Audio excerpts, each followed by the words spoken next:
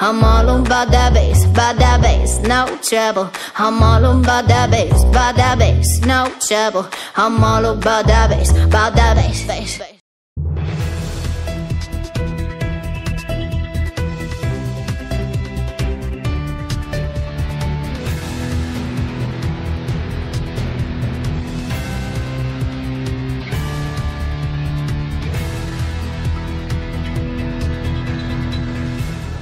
Bienvenue à tous. J-2 avant le vote de confiance au gouvernement. Tous les regards seront tournés vers ce vote qui pourrait voir un nombre record de votes contre. Autre attente, c'est bien sûr le programme. Il sera sans doute dévoilé le jour même du vote. Ce qui est sûr, c'est que des réformes sont attendues, réclamées par le FMI après la mise en place de l'indexation des produits pétroliers. La fin de la compensation pour le sucre, la farine et le gaz butane pourraient voir le jour dans les 5 prochaines années, même si pour l'instant rien n'est prévu dans le budget 2017. En plus de la mise en place d'un régime de change flexible, il y a des questions qui se posent, notamment celle du pouvoir d'achat. Alors les ménages doivent-ils craindre pour leur pouvoir d'achat avec ce nouveau gouvernement? C'est le premier sujet des décodeurs atlantiques. Vos décodeurs ce matin, Hicham Hamadi, bonjour. Bonjour. Vous êtes analyste politique et économique. Amine Youri nous accompagne également ce matin, bonjour. Bonjour. Responsable PME chez Inforisque. En deuxième partie, nous parlerons des très petites entreprises. La TPE est-elle la nouvelle poule aux odeurs des banques? Encore peu prisée il y a 2 ans, la TPE est désormais la clientèle courtisée de beaucoup de banques. Alors, qu'est-ce qui explique cet intérêt et quel impact pour ces entreprises et l'environnement macroéconomique? Vous nous le direz en deuxième partie à 9h45. Vos questions, vos réactions, bien évidemment, sur la page Facebook Les Décodeurs Atlantiques ou bien via le hashtag Les Décodeurs Atlantiques sur Twitter. C'est parti. Les ménages doivent-ils craindre pour leur pouvoir d'achat avec ce nouveau gouvernement, Hicham Hamadi? Enfin, avec ce nouveau gouvernement ou autre, oui, ils devraient craindre pour leur pouvoir d'achat. Ou autre, pourquoi? Parce que des recommandations, parce que des efforts à faire? Parce qu'il y a des efforts à faire, parce que, comme vous l'avez bien signalé au départ, le FMI et d'autres institutions recommandent d'accélérer ce type de réforme et donc d'aller dans la décompensation totale. Donc oui, c'est quelque chose auquel on devrait y arriver. Donc oui, ils devraient craindre pour leur pouvoir d'achat. Maintenant, la tâche est très très difficile. Ce n'est pas comme les produits pétroliers où on était dans un contexte différent, où effectivement c'était exagéré en termes d'impact sur le budget. Et en plus, il faut se dire que le transport ou la voiture, elle est restreinte à une partie de la population, alors que là, on parle de produits de première nécessité, on parle de sucre et on parle de butane, de gaz butane, bien sûr, qui est dans tous les foyers, et puis après la farine. Donc c'est un autre impact. La difficulté de l'exercice, c'est d'abord passer d'un mode où il n'y a plus de subventions ferait que on va pas simplement toucher les populations qui sont défavorisées ou qui sont au-dessous du seuil de pauvreté, mais on va toucher la population qui est dans la limite et qui, en faisant augmenter ses prix, verra ses budgets touché, verra ses dépenses restreintes. Avec la possibilité d'être ciblé, on le rappelle, et on en parlera tout à l'heure. Est-ce que vous pensez que les Marocains sont prêts? Parce que c'est vrai qu'on aurait pu craindre des manifestations en masse lors de l'indexation des prix des carburants, lors de la fin de la décompensation. Est-ce que les Marocains sont prêts à cette décompensation totale, selon vous, Amine Youri? Alors, sur la question de la décompensation du prix du carburant, ça s'est fait quand même à une époque qui était très favorable. On était à une époque où les prix du pétrole étaient relativement bas. Aujourd'hui, on voit que c'est en train de remonter. Donc, si ça s'était fait maintenant ou à une période où les prix vont continuer d'augmenter, je pense, ça aurait pu être un peu plus délicat. Ça aurait pu être très impactant sur le pouvoir d'achat des ménages. Surtout qu'on a instauré derrière une très grande flexibilité sur les prix. Donc on aurait pu voir un impact immédiat. Alors ensuite sur la question des autres produits qui font toujours aujourd'hui l'objet d'une compensation. Le gouvernement Ben Khan réfléchissait déjà à l'époque à décompenser tous ces produits, mais n'avait pas trouvé la bonne formule pour justement aider les ménages les plus pauvres à tenir le choc face à cette décompensation. Parce qu'effectivement, on a le droit à 2 dernières années du mandat de Ben Khan d'hésitation, parce qu'on a failli aller tout de même à cette décompensation l'augmentation du gaz et du sucre en partie. Oui, parce que c'est vraiment ce sont des produits vraiment hypersensibles. Le gaz avec, on peut cuisiner et se chauffer. Si on enlève ça, il est évident qu'on touche à quelque chose d'essentiel dans la vie des ménages. Hicham Hamadi, des aides ciblées, ça c'était des déclarations aussi d'attention de la part du gouvernement précédent. Des aides ciblées, qu'est-ce que ça veut dire concrètement? Est-ce que ça pourrait être mis en place en parallèle de cette décompensation totale des produits de première nécessité comme le gaz, le butane ou le sucre et la farine? Alors, pour répondre directement, les aides ciblées, comme ils étaient conçus, c'était déterminer d'une manière géographique la population cible qui a besoin de ce soutien. Mais à mon sens, qui serait le plus impacté et qu'il faudrait aider à... qu'il faudrait soutenir et donc soutenir son pouvoir d'achat par rapport à ce type de produit. Mais à mon avis, ce n'est pas la bonne approche. J'aimerais revenir d'abord sur la décompensation des produits pétroliers. Il faut pas oublier que l'État, avant d'aller sur ce schéma, avait souscrit à une assurance sur les variations de prix. Et donc, c'était quand même une garantie qui allait faire en sorte à ce qu'on avait des prix qui étaient à peu près maîtrisés. Oui. Sur le gaz et sur le sucre, c'est des choses qui sont en interne, il n'y a pas d'assurance à souscrire. Donc, si on y va d'une manière directe et le risque, on le prend. Alors, revenons au ciblage. Le ciblage, c'est, à mon sens, il ne peut pas être fait simplement sur la question, on va dire, de soutien de revenus. Pour une raison basique, c'est que si ça va renforcer, entre parenthèses, une culture d'assistanat. On ne peut pas aller simplement en disant, tiens, on va vous donner un revenu qui va compenser d'une manière directe ce qu'on dépensait d'une manière indirecte et qui était pas efficace parce que ça allait dans la chaîne des intermédiaires ou dans la chaîne des distributeurs. À mon avis, il faut aller vers le soutien de la dépense et non pas le soutien du revenu. Pourquoi? On parle de pouvoir d'achat. Quand on dit pouvoir d'achat, donc c'est la possibilité de pouvoir aller faire un certain nombre de dépenses. À mon avis, il faut que le soutien soit ciblé, effectivement, en termes géographiques pour déterminer les populations qui en ont besoin et soutenir aussi des produits spécifiques. Je m'explique. Soutenir la scolarisation des enfants. Donc que le revenu soit directement... Là, pour l'instant, il y a eu des polémiques sur justement peut-être des frais scolaires supplémentaires. Pas pour les ménages les plus défavorisés, mais au contraire pour les ménages les plus riches. Ça c'est un autre débat. Mais à mon avis, parce que en gros, si on touche cette partie en faisant augmenter les prix, parce qu'on va décompenser d'une manière globale, il faut aller aider ces ménages à pouvoir aller subvenir à leurs besoins, non seulement dans ce cadre, mais aussi dans autre chose. Et donc soutenir une dépense de scolarisation, soutenir une dépense d'habitation pour les jeunes, soutenir les services, enfin en termes de prestations de services dans la santé ou autre chose. Mais en tout cas, ça peut être une hypothèse qui peut être envisagée par le RNI.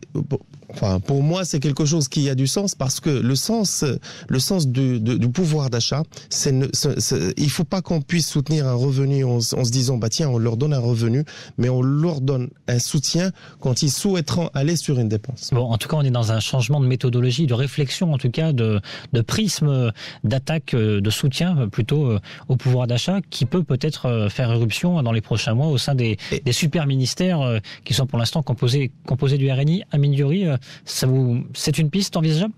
Oui, tout à fait. À mon avis, pour les aides doivent être envisagées de deux façons. La première façon, ce serait un versement direct alors du fait de la décompensation, il va y avoir une énorme économie budgétaire qui va être réalisée. Une partie serait reversée directement via de l'argent versé aux personnes les plus pauvres.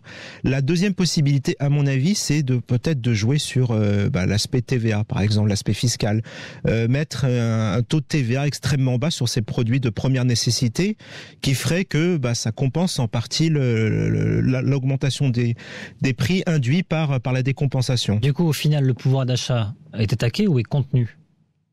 Enfin, difficile de se projeter pour l'instant. D'abord, ce type de soutien ne peut pas être sur la durée.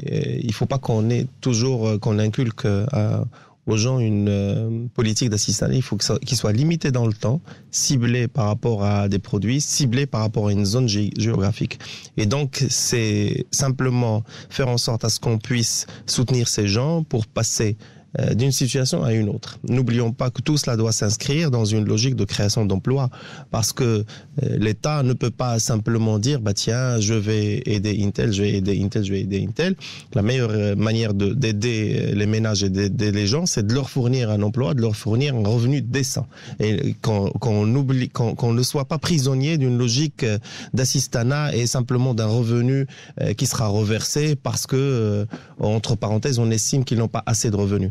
On rappelle qu'il y a une hausse du SMIC, ces dernières années, notamment en 2 étapes. Elle n'est pas suffisante. À mon sens, c'est la création de l'emploi et la création de la richesse. C'est d'abord faire en sorte à ce que les jeunes diplômés puissent avoir un soutien. Enfin, quand on est en recherche active d'emploi, il faut qu'on puisse soutenir ces gens pour avoir la possibilité de se déplacer. Donc ça, c'est un type de soutien qu'on peut mettre en place, qui peut être, on va dire, qui peut venir de ce budget qui sera économisé de la décompensation. Donc, à mon avis, il faut aller sur ce type de mécanisme et aller dans l'efficacité et non pas simplement créer une sorte de revenu qui va aller quelque part. De vous à moi, si on donne un revenu à un ménage, ce revenu ne sera pas un complément d'un autre revenu, il remplacera une autre dépense. Et c'est là où c'est intéressant de soutenir des dépenses. Ouais, Amine Diouri, pour l'instant, donc pas d'évocation de cette fin de compensation pour certains produits dans le budget 2017.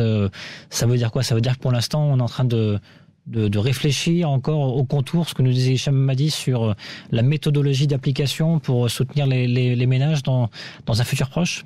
Oui, je pense qu'effectivement la réflexion est en cours sur la meilleure façon d'aider ces ménages les plus pauvres. Je suis pas tout à fait d'accord sur le terme d'assistanat. Ce sont des ménages. On parle de ménages pauvres. Ça ne veut pas forcément dire que ces ménages, les personnes ne travaillent pas et qu'il faut forcément les aider à trouver un emploi. Je pense qu'effectivement, dans la plupart des cas, ce sont des ménages où les personnes travaillent mais touchent des très faibles revenus, et le fait qu'il y ait des compensations va impacter leurs revenus. Maintenant, il faut trouver un moyen de leur permettre d'augmenter leurs revenus via, par exemple, vous avez cité l'augmentation du SMIC, par exemple. Ça peut être une piste justement pour aider à que le pouvoir d'achat ne soit pas trop attaqué. Et c'est une demande des syndicats qui pour l'instant maintiennent leurs 100 jours de grâce. C'est ce que nous a confié Milody Mouraïk, secrétaire général de l'UMT, il y a quelques jours sur Atlantique Radio. Amine Diouri, responsable PME chez Inforisque, et Hicham Hamadi, analyste politique et économique. On revient sur ce sujet à 9h36. Vous restez avec nous.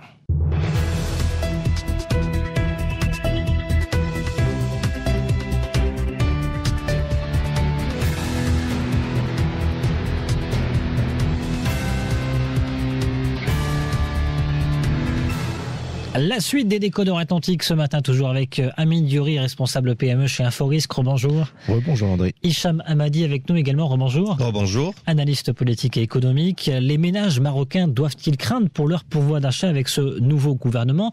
C'est vrai qu'il y a des réformes, on en parlait tout à l'heure, qui doivent être mises en place. C'est en tout cas une réclamation du FMI. Bien sûr, la fin de la compensation pour les produits de première nécessité, le sucre, la farine ou encore le gaz butane.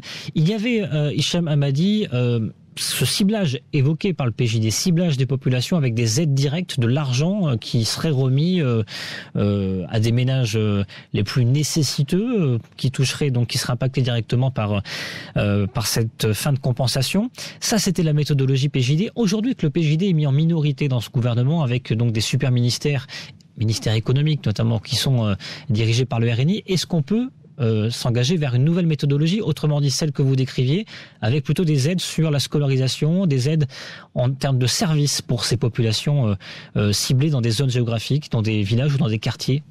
D'abord, le PJD n'est pas en minorité, c'est lui qui a la gestion du gouvernement, et il a le RNI, le reste. 11 ministères, mais pas des ministères qui sont stratégiques. Après, c'est des ministères qui sont importants, qui touchent la population.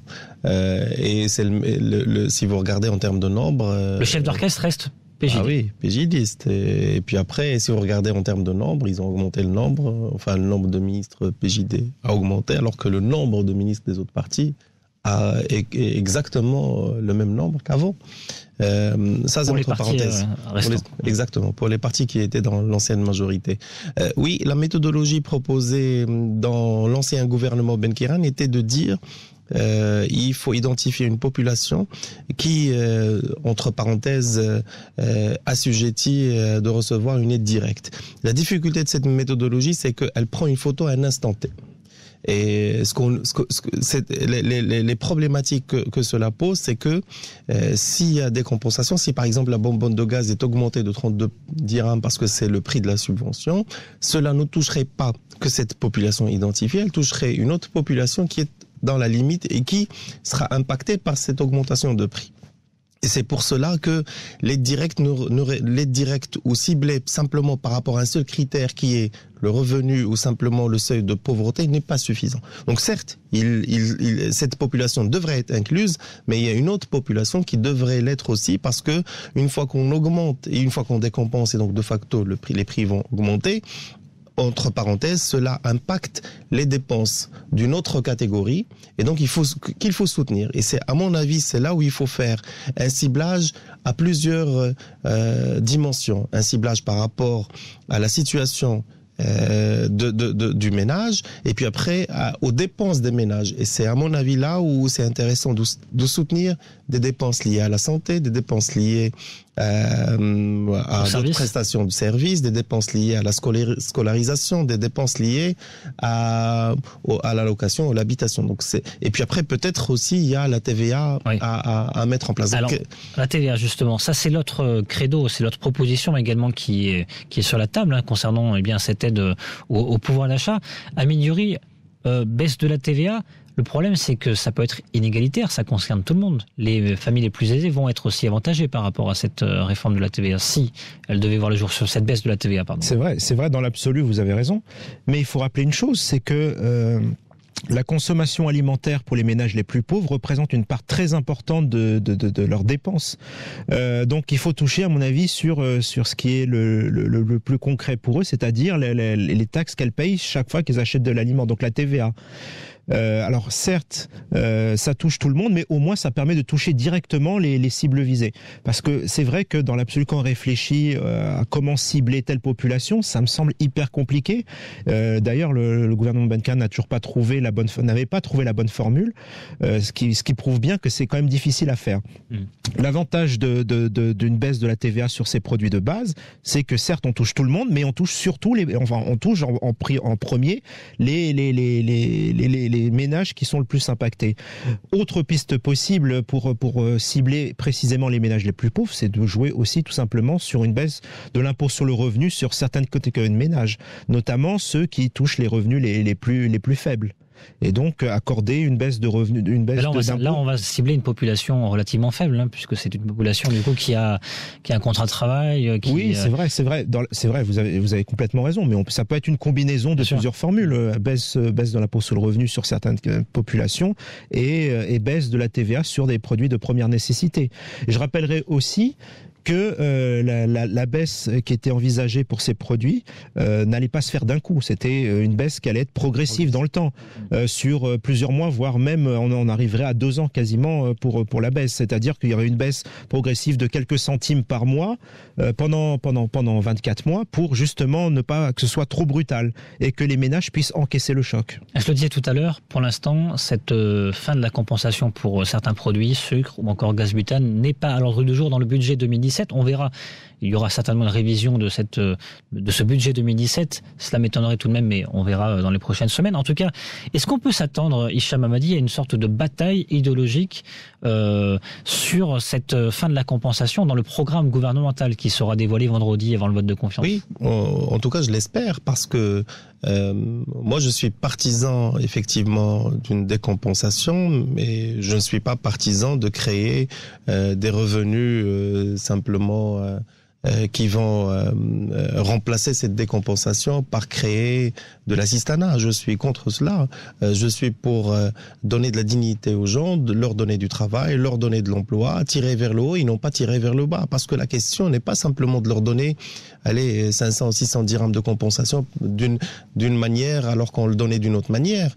Je suis pour que ces gens puissent gagner du 3000, du 4000, du 5000 dirhams. Et donc, cela arrivera avec du travail et non pas par pouvoir simplement un budget et puis après le répartir, parce que c'est de toutes les manières, les populations sont amenées à grandir en nombre et on dépense aussi, donc on ne peut pas soutenir continuellement.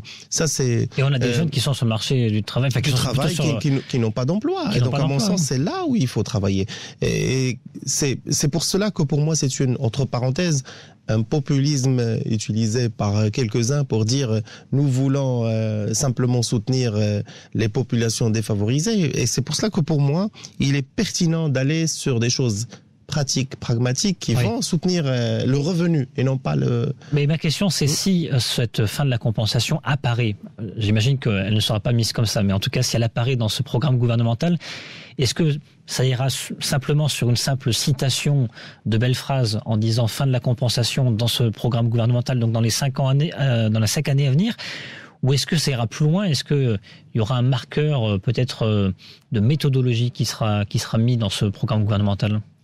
Je doute fort qu'il y aura beaucoup de précisions. Je pense que les aménagements actuellement de la loi de finances concernent simplement l'attribution des quelques départements, parce on a vu que les ministères, l'articulation de ministères a changé. Je ne pense pas que les problématiques de fond ont été traitées, notamment ce type de projet et de discussion. Je pense qu'on sera sur des choses assez généralistes et on va se concentrer sur la création de l'emploi et sur des choses et l'exportation. Exactement, qui sont déjà entamées. Et à mon avis, s'il y a quelque chose, c'est à partir de l'année prochaine. En tout cas, ce que j'espère, c'est que le débat commence maintenant et qu'on puisse arrêter une méthodologie maintenant avant d'aller sur l'exécution. Amine Diori, pour conclure. Oui, alors je pense qu'effectivement, pour moi, la question de la décompensation n'est même pas une question idéologique, elle doit être posée sur la table. Alors la question de la méthodologie est très importante. Léger point de différence avec Hicham par rapport à la façon de faire. Je pense que la politique économique et la politique sociale, création de l'emploi, etc. C'est quelque chose de très important, mais c'est du moyen terme. Ça dépend de la stratégie économique du gouvernement. Là, on parle des ménages les plus pauvres qui sont touchés par rapport à des produits de base, et c'est quelque chose de quasi immédiat. Donc c'est des deux durées qui sont complètement différentes. Il faut agir dans l'immédiat de manière très rapide et très ciblée sur des populations les plus vulnérables. 9h45 sur Atlantique Radio. Dans un instant, on va parler de la très petite entreprise. Nouvelle poule aux odeurs des banques, c'est la question à partir de 9h45 qu'on va aborder. 9h47 tout de suite, la séance coup de gueule, coup de cœur. Coup de cœur, coup de gueule. Alors, reste avec vous, Amine Diori, un coup de gueule, un coup de cœur aujourd'hui. Qu'est-ce que vous nous avez choisi? Alors, ce sera un coup de cœur, par rapport à une problématique fiscale qui est très importante. On sait que avec l'augmentation du nombre de contrôles fiscaux, donc on parle aujourd'hui plus de 3000 menés, intervient un nombre croissant de contestations de la part des entreprises du fait qu'il y a des zones d'ombre contenues dans le code général des impôts. Et en clair, ça veut dire que pour un même article, il y a une interprétation différente entre l'entreprise et la DGI. Donc, et puis je citerai une stat intéressante, c'est que le fisc a perdu 50% de ses affaires devant la justice, justement parce que la justice considérait que le fisc avait mal interprété les articles de loi. Bonne nouvelle, c'est que dans les prochains mois, donc il y a quelque chose qui est en cours, une commission qui a été mise en place justement pour refondre complètement le code général des impôts, pour avoir quelque chose de beaucoup plus carré, qui sera présenté pour la prochaine loi de finances de 2018. Donc bonne nouvelle pour les entreprises. Hicham Hamadi, un coup de gueule, un coup de cœur, vous? Je profite du coup de cœur pour faire un appel à candidature au niveau des Awards de Hub Africa qui va se tenir entre le 4 et 5 mai sous la présidence de Abdou Diop, qui est le président des Awards de cette année. Et donc je fais appel à toutes les entreprises petites, grandes et moyennes pour candidater et pour pouvoir profiter de cet événement afin d'avoir une grande visibilité. Hub Africa, qui est une plateforme, on rappelle, de soutien notamment et d'accompagnement pour les TPE, les PME, dans le domaine de l'innovation de manière large pour le continent africain. Exactement, et c'est le lien avec le deuxième sujet, et c'est pour cela que j'espère que les entrepreneurs vont venir en masse fêter cet événement. 9h47, place à notre deuxième sujet dans le décodeur atlantique. Et on parle TPE ce matin, encore peu prisées il y a 2 ans, et bien elles sont désormais la clientèle courtisée des banques. C'est vrai qu'il y avait pour l'instant uniquement la Banque Populaire qui était sur ce credo des TPE, des très petites entreprises. Désormais, il y a d'autres banques qui sont venues se mêler à cette bataille. Comment expliquer cet engouement pour la très petite entreprise, Amine Diouri ? Alors, je commencerai déjà par un énorme paradoxe, c'est que c'est quand même une catégorie d'entreprise qui a été oubliée pendant de nombreuses années et qui souffre le plus aujourd'hui encore des principaux mots. Je parle tout le temps des délais de paiement, défaillance d'entreprise, trésorerie, tout ça est lié évidemment. Et malgré ça, il y a eu quand même un fort appui des aides, des programmes gouvernementaux via la CCG, via le fonds de soutien aux TPME, justement pour sensibiliser les entreprises, les banques sur cette catégorie qu'est la TPE. Aujourd'hui, ça commence à porter ses fruits. Pour les banques, en fait, il y a une problématique simple. C'est qu'aujourd'hui, je citerai une étude de BAM qui disait récemment qu'il y avait un gros problème au niveau de la concentration des principaux clients de ces banques par rapport à des très grosses entreprises. Donc il y avait une très forte concentration et du fait, par exemple, de la faillite de la Samir, les banques ont peut-être peur d'avoir d'autres cas et de se retrouver mal au niveau de leur bilan. Ça, c'est le premier point. Le deuxième point, c'est que derrière, aujourd'hui, le principal des encours, ce sont les grandes entreprises, certes, mais ça représente un très faible volume et en plus, ça représente le financement de l'infrastructure et le financement de très gros projets type OCP. Maintenant, ça représente un très faible volume. Par contre, la TPE, il y a un énorme vivier derrière, un énorme potentiel. Il y a quand même plus de 1 300 000 entreprises TPE marocaines. C'est là-dessus qu'aujourd'hui les banques doivent se tourner justement pour accroître leur portefeuille client. C'est un énorme gisement et du coup pour l'instant on est en mode prospection, enfin plus que prospection puisqu'on commence à engranger des nouveaux clients ou des nouveaux crédits. Ce qui est intéressant, c'est qu'on limite tout de même les risques. On a des taux de crédit qui sont relativement importants comparé aux grands comptes, aux grandes entreprises ou encore aux grandes PME. Hicham Hamadi, du coup, c'est tout gagnant pour les banques. Oui, parfaitement. Vous savez, dans un marché, ils sont en train de faire leurs courses. Il y a une grosse bataille sur les grandes entreprises. Ils se sont rendus compte que c'est des gens qui négocient bien. Et donc, les grandes entreprises arrivent à avoir des taux extrêmement bas, arrivent à avoir des lignes de crédit extrêmement intéressantes, alors que le rapport de force avec la petite entreprise est autre. Et donc, ils imposent, en gros, ils sont obligés de signer des contrats d'adhésion, d'accepter un certain nombre de choses. Et donc, c'est plus lucratif et plus rentable. Et si on regarde en termes de volume, comme disait Amine, c'est extrêmement intéressant. Vous avez une masse et une population. Un gisement énorme. Un gisement extraordinaire. Donc oui, ce n'est pas par amour de cette population, c'est simplement parce que elle est plus lucrative, elle est plus rentable. C'est aussi simple que ça. Taux de crédit à l'équipement qui est de 7,5% en moyenne et qui peut pratiquement doubler à hauteur de 13% s'il n'y a pas de garanties qui sont apportées. Donc c'est relativement intéressant. Gagnant pour les banques, gagnant pour les TPE également, Amine Diouri. Gagnant pour les TPE, j'en suis pas sûr, parce que 13% d'intérêt. En termes de facilitation de crédit, d'accès au crédit, ce qui n'était pas le cas auparavant tout de même. C'est un argument que peuvent sortir les banques. Je ne me fais pas l'avocat des banques. Non, c'est vrai dans l'absolu. Il y a des crédits élevés, mais il y a tout de même cette offre qui n'existait pas auparavant. Effectivement, il y a plus de crédits, mais qui reste encore élevé. Et ça reste très cher. Quand on regarde aujourd'hui le bilan moyen d'une TPE, on s'aperçoit que le financement bancaire n'arrive qu'en 4e position, derrière les fonds propres, les comptes d'associés et le crédit interentreprise. Donc effectivement, aujourd'hui, les TPE n'ont pas accès facilement à cette ressource. Maintenant, 13% lance, c'est vrai que ça fait 13% d'intérêt par an, ça fait énorme, ça alourdit considérablement leur compte de résultats. Ça prend énormément de leur EBE, donc pas forcément gagnant, selon vous.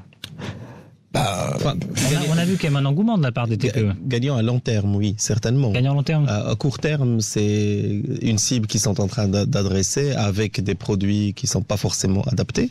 Et ils se sont rendus compte que, entre parenthèses, avec l'ubérisation de l'économie et qu'aujourd'hui, on a un petit coin dans sa maison, on peut être dans Airbnb et avoir des revenus. Ou le statut d'auto-entrepreneur. Le statut de l'auto-entrepreneur. On a une voiture, on peut être chauffeur entre quelques heures et donc générer des revenus. Ils se sont dit, tiens, il y a quelque chose à faire. Et aujourd'hui, les produits ne sont pas adaptés. Ça coûte très très cher. Là, il n'y a pas de négociation entre parenthèses. C'est pas, comme Amine disait, c'est pas un OCP qui va venir imposer que les effets soient escompté à un taux. Non, c'est vous prenez les produits qu'il y a. Mais à long terme, ça a du sens parce que ça veut dire que la relation va être là, il y aura de la crédibilité, il y aura de la confiance et peut-être de la négociation. Ce qui serait intéressant, Amine Diouri, ça sera effectivement des bilans d'impact sur ces crédits versés au TPE sur un moyen long terme. Pour l'instant, on a des chiffres, on a des idées, des ordres de grandeur sur ces bilans de crédits qui ont été octroyés au TPE. Alors, c'est relativement jeune, donc non, mais j'imagine pas. Il y a une ligne au niveau des chiffres communiqués par BAM, l'encours desservi auprès des entrepreneurs individuels. Et à fin décembre 2016, il me semble que ça représentait quelque chose comme 44 milliards de dirhams sur un encours global desservi aux entreprises de presque 300 milliards. Donc bon, un montant très faible. Je tiens à préciser un autre chiffre qui est très important pour bien comprendre. Aujourd'hui, on nous dit que le risque est très important parce que vu les taux appliqués, 13%, c'est absolument gigantesque. Alors qu'en réalité, quand on voit le montant des impayés bancaires, les TPE, les entrepreneurs individuels, ont vu leur taux d'impayés baisser considérablement. Donc il y a quand même un problème. On nous dit que ça a une cible risquée, donc des taux très élevés, et de l'autre on voit que finalement c'est pas si risqué que ça. On a des budgets aussi en hausse pour les banques, donc c'était 5 milliards en 2014, 6 milliards en 2015 et de l'ordre de 7 milliards peut-être pour cette année 2017. On peut atteindre le 10 milliards d'ici 2020, selon vous, Hicham Hamadi ? Certainement, et le dépasser. Enfin, ce qui est sympa dans ce que dit Amine, c'est qu'effectivement, on nous dit que c'est risqué, alors que la pression qu'exerce une banque sur une TPE, elle est tellement énorme que, en gros, elle est sûre de récupérer son argent, alors Exactement. que la négociation avec un grand groupe, c'est pas la même chose. Il y a beaucoup de débats sur les taux, sur leur application, sur les assurances. Allez prendre un crédit en tant qu'auto-entrepreneur, vous allez voir. C'est simplement vous signez ou vous ne voulez pas, et c'est la même chose chez tout le monde. Donc il n'y a pas de l'adaptation, il n'y a pas de négociation. Ce qui est intéressant dans la démarche, pour rester positif, pour ne pas simplement dire que du négatif, même si c'est que 10% de l'encours global, enfin un peu plus de 10%, c'est que il y a une relation qui se normalise. Déjà, on ouvre la porte, on se dit... on contacte même, c'est le banquier qui va peut-être même contacter la TPE. On commence à faire de la prospection et à les considérer comme des clients. C'est déjà ça. C'est déjà, on est sur une relation où, en gros, on vous considère comme un client. C'est bien. Deuxième chose, les prix vont certainement baisser parce que qui dit compétition dit bataille sur les prix. Et donc, on sait qu'on a, enfin, vous avez cité une banque, on a une douzaine au Maroc, ouais. Et donc chacun va. Il y a Tijargafa Bank qui est là-dessus aussi. Exactement. Et donc, les prix vont certainement baisser obligatoirement avec les directives de Banque Marley parce que les chiffres parlent d'eux-mêmes. C'est une population qui n'est pas risquée, c'est une manne financière extraordinaire, c'est des volumes important. Enfin, individuellement, c'est de la micro, mais globalement, c'est des dépôts tout bénef pour les banques. Vous savez, les banques aujourd'hui, pour avoir de l'argent, soit elles vont le lever à un taux, soit elles le lèvent à travers ces micro-entreprises à un taux zéro. Donc, en gros, c'est des dépôts extrêmement intéressants. Donc, non, les banques sont vraiment gagnantes. Maintenant, il faut simplement aller dans une relation win-win. Et il y a un maillon de la chaîne auquel on en a parlé, sur lequel on a parlé la dernière fois. C'est toute la partie accompagnement, capitaux risque et fonds d'investissement. Ouais. Amine Diouri. Oui, il y a cette partie-là, effectivement, mais accompagnement, conseil déjà de la part de la banque. Aujourd'hui, les banquiers doivent être au fait des problématiques de cette cible précise. Je sais qu'il y a certains portails qui sont en train de s'ouvrir auprès de grandes banques, justement ciblées TPE pour apporter assistance juridique sur des problèmes tout bêtes. Quelle forme juridique adaptée, les aspects fiscaux. Sinon, il y a les experts atlantiques. Aussi, ça coûte moins cher. Ouais. Et voilà, donc vraiment l'aspect assistance change un peu le métier de banquier, c'est-à-dire qu'on n'apporte pas simplement du financement, on apporte autre chose, et c'est ça qui va à terme différencier les différentes banques. Celles qui sauront apporter autre chose que du financement, mais vraiment un véritable conseil et assistance, sauront se positionner par rapport à cette cible. Et on a des banques participatives qui arrivent, donc ils vont aussi peut-être se mettre sur ce créneau-là, ça promet. L'impact pour pour l'environnement macroéconomique, ça aussi, on va avoir peut-être un impact de plus en plus important dans les prochaines années, Chamani? Moi, je le dis tout le temps. On parle d'agrégat, on parle de macro. Pour moi, le macro est simplement la somme du micro. Et donc, si on agit sur le micro, il y a un impact directement sur le macro. Maintenant, il faut le faire d'une manière généralisée. Amine Diori?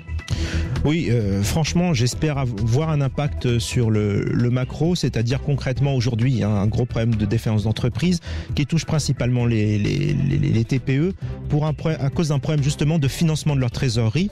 Si les aides, ces financements arrivent davantage auprès de ces TPE, on peut espérer qu'elles puissent respirer mieux qu'elles le font maintenant. Merci messieurs. Amine Diori, responsable PME chez Inforisque, Hicham Hamadi, analyste politique et économique. Vous restez avec nous dans un instant, les experts atlantiques avec Fessat Allaoui à partir de 10h10 à 10h. Le point info en langue arabe avec Morad Baba. Je vous retrouve demain pour un prochain numéro des Décodeurs Atlantiques. Excellente matinée.